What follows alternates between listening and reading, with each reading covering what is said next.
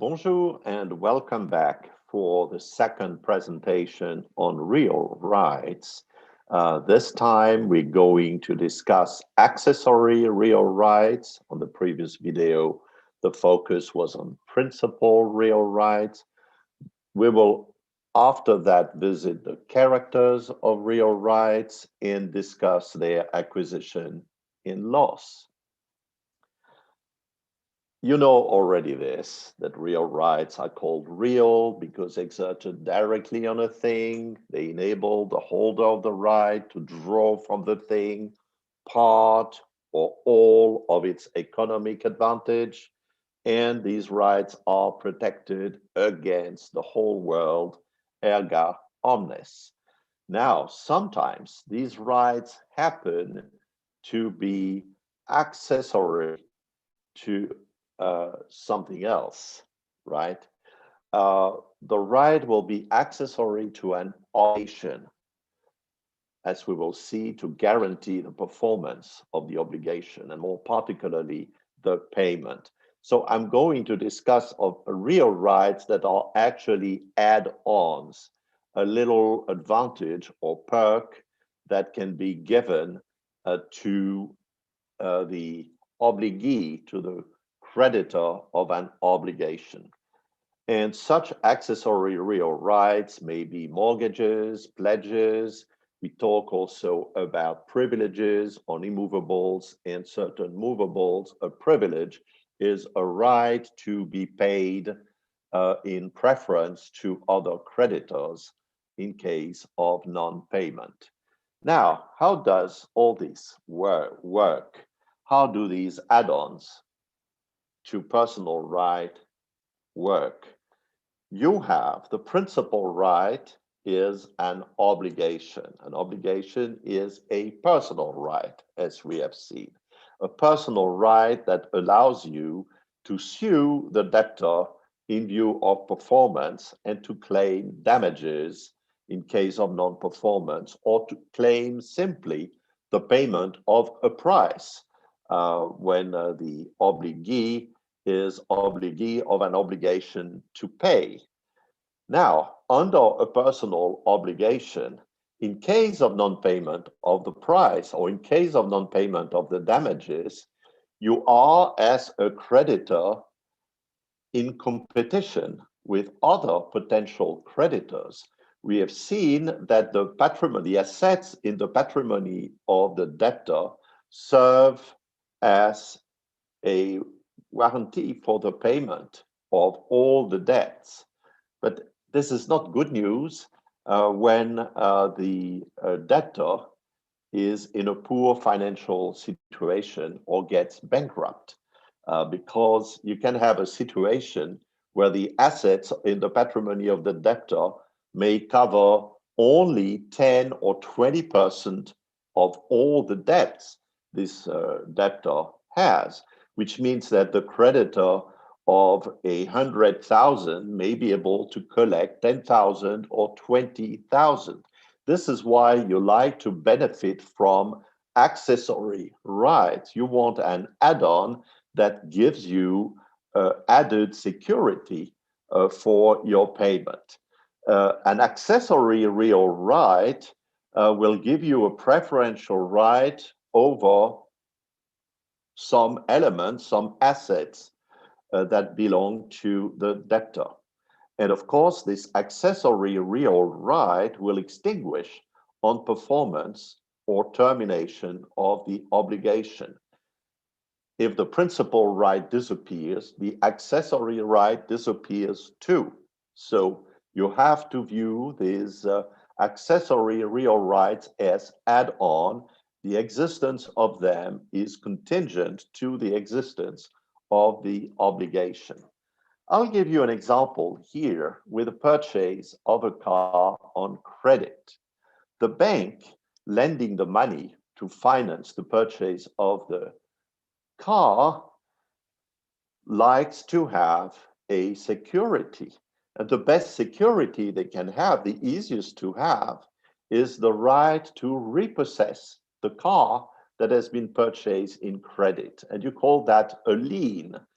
lien, which creates a link between, the bank and the car, and the right to repossess in case of non-payment. So when the borrower is in default, there is typically a mechanism called acceleration, whereby all the remaining payments are suddenly due. And in case of non-payment, that's where the add-on is going to kick in. The bank can repossess the car in case of non-payment. Third parties, by the way, are on notice. If the owner, the buyer of the car, decides to resell the car, they will see on the certificate of title that the bank has a lien and that the money should go by preference to the bank. And the lien will extinguish on final payment. So you clearly understand that this real right is an add-on, is an accessory, and the accessory will disappear or extinguish with the extinction of the obligation. So when is it that you are going to study the accessory real rights? You will probably take a class on security devices, especially if you are interested in commercial law. And these classes focus on real rights that serve as security, such as the one we have discussed, but also personal security, because sometimes you simply ask another party to act as surety and promise payment if the principal debtor defaults. Okay, so these securities can be real or personal. You will see some cases involving accessory real rights in your obligations class, and possibly also it will be discussed in civil law property. So you need anyway to be able to identify these rights, because they pop in every now and then in the cases, and you may have already experienced them in your personal life. I come now to the characters of real rights, and the discussion now pertains not only to accessory real right, but also to the principal one. It is a general discussion about the features of real rights. They can, and you know this because I have insisted on it already, they can be enforced against anyone, erga omnes, against the whole world. They are susceptible of possession. You can possess the things you own or the things on which you have real right, but not always. For example, the bank having a lien or having a mortgage will not possess the car in the case of the lien, or the immovable in the case of the mortgage, at least as long as the debtor is making payment. But the moment payment stops, you can repossess. So possession is one of the features.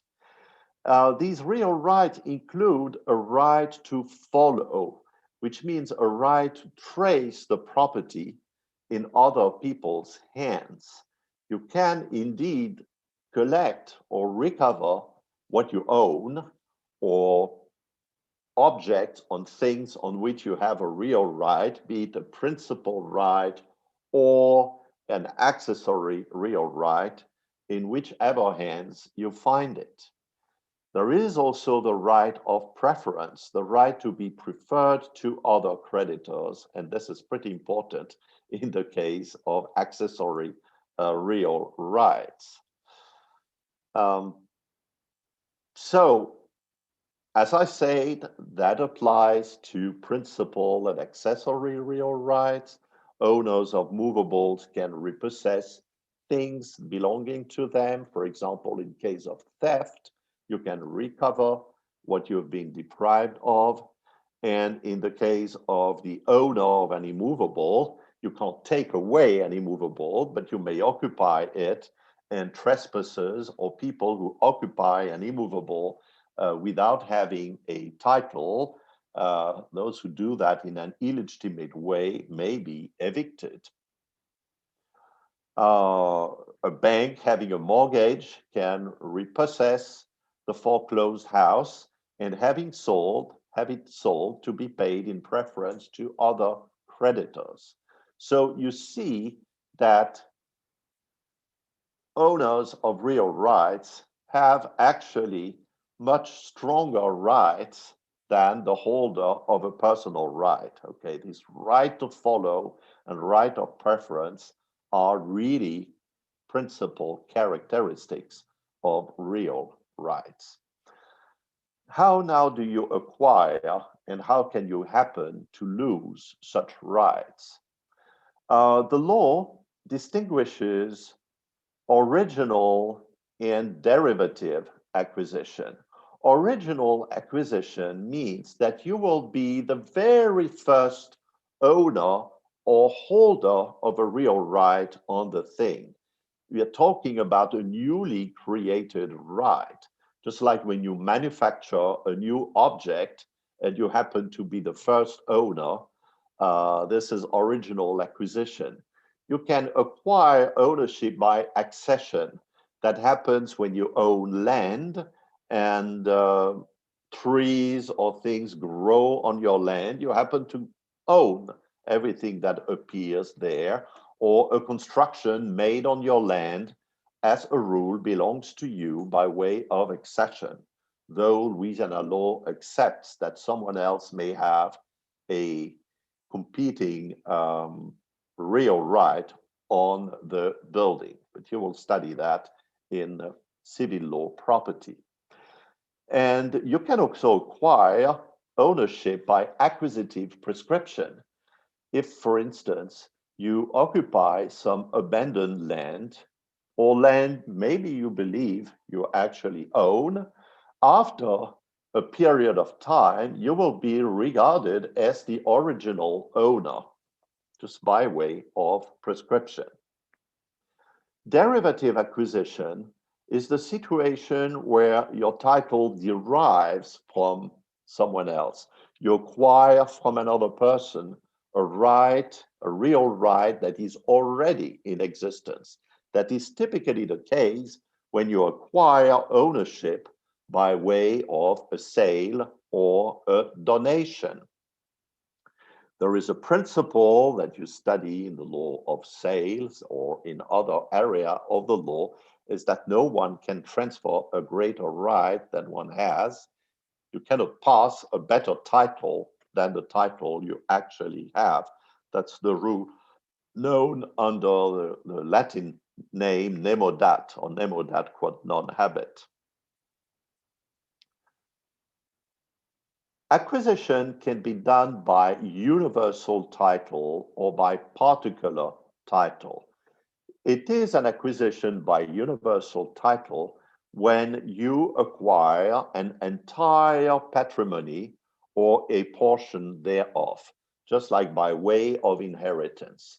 If you are the sole heir, to take an easy example, of a parent, you inherit actually the full content of the patrimony. So all the assets, but also the liabilities found in this patrimony. So this is acquisition by universal title. It can work also by way of a will if you are made the universal legatee of someone. Most of the time, acquisition is by particular title, which means you acquire not the entire assets in a patrimony, but a particular assets, be it by way of sale or by donation. So you will see these terms in the civil code or in the cases acquisition by universal title, you inherit a patrimony, or by particular title, you just acquire or receive ownership of a particular item.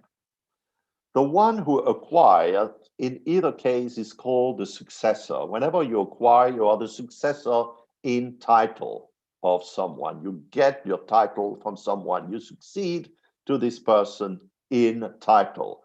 Don't confuse with heir. Though a heir is, of course, also a successor. But here, the term is used in a broader sense. of receiving a title from someone by inheritance or by donation or by sale. So the successor is, generally speaking, the person who takes the place of another, who receives the title of another. Let us visit, to finish this presentation, one of the final articles in our Louisiana Civil Code, 3506, which contains a number of definitions. It's worth visiting this article when you are not sure of the meaning of a term. Chances are that you will see it listed here. You see, successor is the 28th entry in this article. Successor is, generally speaking, the person who takes the place of another. There are in law two sorts of successors: the universal successor, such as the heir, the universal legatee, and the general legatee, and the successor by personal particular title, such as the buyer, donee, or legatee of particular things, the transferee. You see, that part of the code reads like a legal dictionary. You have the impression that you are reading the Black's Law Dictionary, though a civil law version this time. And here they did a good job. It's pretty clear. The universal successor represents the person of the deceased and succeed to all his rights and charges. You succeed in all assets and liability. You inherit the whole patrimony. And the particular successor succeeds only to the rights appertaining to the thing which is sold, ceded, or bequeathed to him. As simple as that. Okay, this is the end of it. Thank you for being patient all along.